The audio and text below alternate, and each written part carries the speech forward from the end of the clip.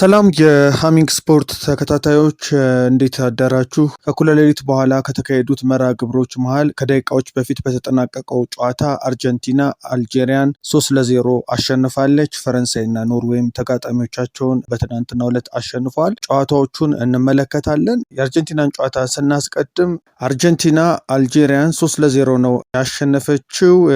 ለአርጀንቲና ሶስቱንም የማሸነፊያ ግቦች ያስቆጠረው ሊዮኔል ሜሲ ነው። ሃትሪክ ሰርቷል።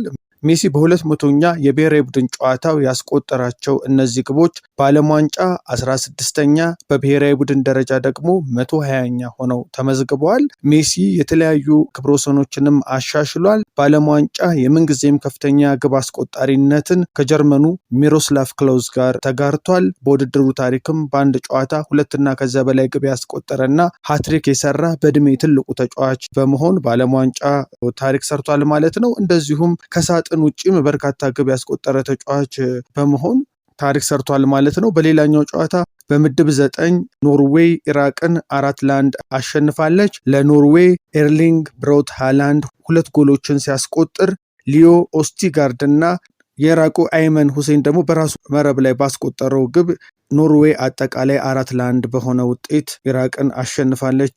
የኢራቅን ብቸኛ ግብ ከመረብ ያሳረፈው አይመን ሁሴን ነበር። ትናንት ምሽት 4 ሰዓት ላይ ወደ ተደረገውና የትናንትና ቀዳሚ መርሃ ግብር የነበረውን የፈረንሳይና የሴኔጋልን ተጠባቂ ጨዋታ ስንመለከት ደግሞ በመጀመሪያው አጋማሽ በሴኔጋል ሙሉ የበላይነት የተጠናቀቀበት ነበር። በመጀመሪያው አጋማሽ በተለይ በሴኔጋል በኩል ሳር እና ኒኮላስ ጃክሰን የሳቷቸው ኳሶች ሴኔጋል ተጨማሪ ጎል እንድታስቆጥር የሚያደርጉ ነበሩ።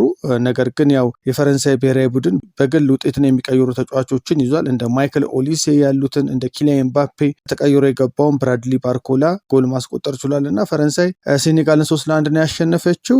የሴኔጋልን ብቸኛ ግብ ኢብራሂም ኢምባዬ ነው ከመረብ ያሳረፈው። በጨዋታው 2 ጎሎችን ያስቆጠረው ኪሊያን ኤምባፔ በዓለም ዋንጫ 14ኛውን ለፈረንሳይ ብሔራዊ ቡድን ደግሞ 58ኛውን ግብ ነው ያስቆጠረው። በዚህም ለፈረንሳይ ብሔራዊ ቡድን የምንጊዜም ከፍተኛው ግብ አስቆጣሪ ሆኗል ማለት ነው። የፈረንሳይን የቀድሞ የብሔራዊ ቡድን ተጫዋች የኦሊቨር ዢሩድን ሪካርድ ነው ያሻሻለው። አጠቃላይ በትናንትናው ዕለት የተደረጉ ጨዋታ ውጤቶች ይህንን ይመስላሉ።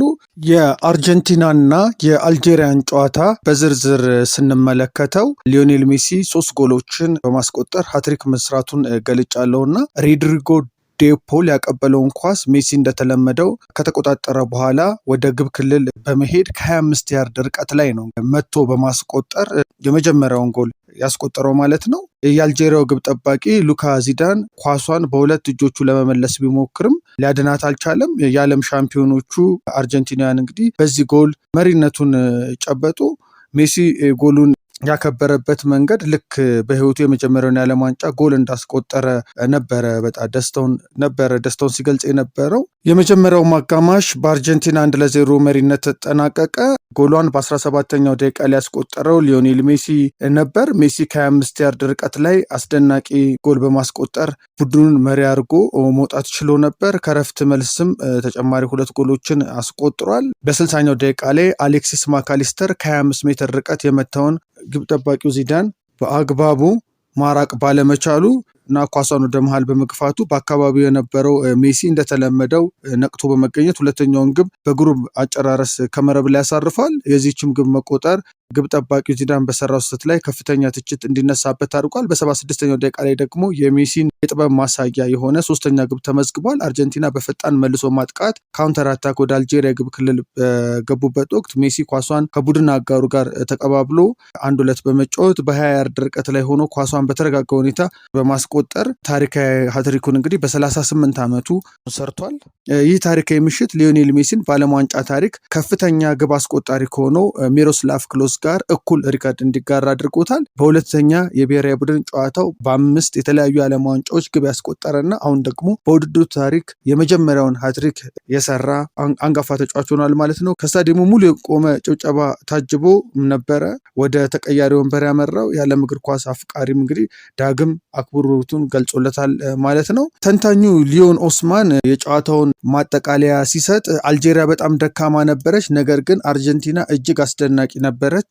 ቻምፒዮንነታቸውን ለማስጠበቅ የሚፈልጉትን ነገር ሁሉ በዚህ ጨዋታ አሳይተዋል ብሏል። በመጨረሻም 3 ግቦች ለሜሲ 3 ነጥብ ለአርጀንቲና ሆኖ ጨዋታው ተፈጽሟል ማለት ነው። በነገራችን ላይ ሊዮኔል ሜሲ ከዛሬ 20 ዓመት በፊት በ2006 የመጀመሪያውንም የዓለም ዋንጫ ተሳትፎውን ሲያደርግ አርጀንቲና ሰርቢያና ሞንቴኔግሮን 4-0 እየመራች በነበረችበት 74ኛው ደቂቃ ላይ ተቀይሮ ወደ ሜዳ በመግባት ነበር የመጀመሪያ የዓለም ዋንጫ ተሳትፎውን በጀርመን አስተናጋጅነት እንደ አውሮፓውያን አቆጣጠር በ2006 በተደረገው የፊፋ ዓለም ዋንጫ ላይ ገብቶ ጨዋታውን ያደረገው። ወደ ሜዳ በገባ በ4ኛው ደቂቃ ብቻ በግራ መስመር አስገራሚ ፍጥነት ካሳየ በኋላ ለታዋቂው አጥቂ ሄርናን ክሪስፖ ፍጹም የሆነች የጎል ኳስ አመቻችቶ በማቀበል የመጀመሪያው የዓለም ዋንጫ አሲስቱን አስመዘገበ።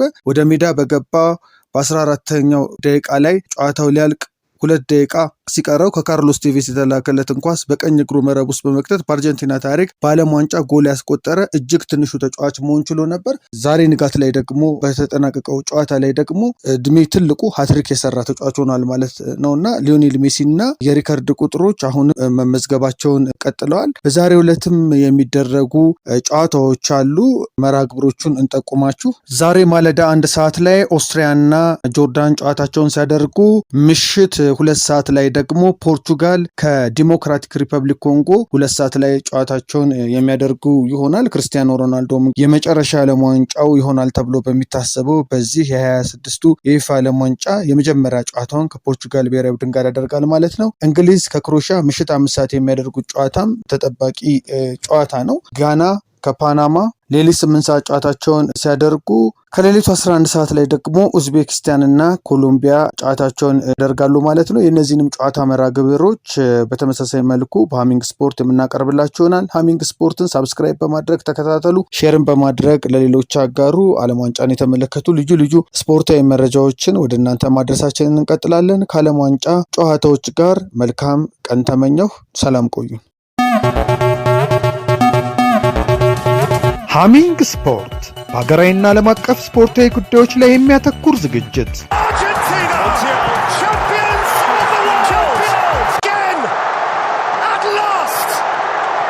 በሃሚንግ ስፖርት የስፖርት ዜናዎች፣ በተመረጡ ርዕሶች ላይ ውይይት፣ የእንግዳ ዝግጅት፣ የስፖርተኞች ግለ ታሪክና የሴቶችን እግር ኳስ በልዩ ሁኔታ ይዳስሳል።